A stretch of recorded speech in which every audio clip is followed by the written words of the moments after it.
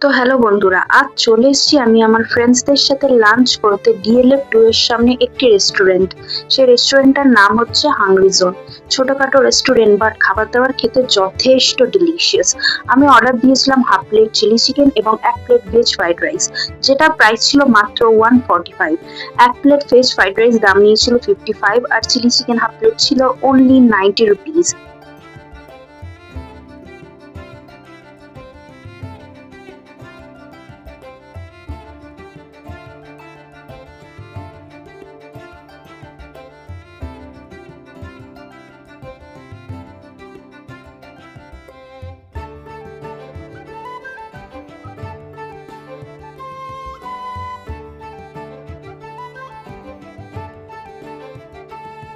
আমরা বন্ধু বান্ধবরা পরস্পরের সাথে কথা বলতে বলতে সেদিনের লাঞ্চটা বেশ উপভোগ করেছিলাম। খাবার দাবার খুবই টেস্টি ছিল।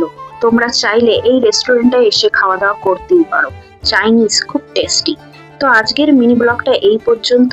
চলো দেখা হচ্ছে আবার নেক্সট ব্লগে।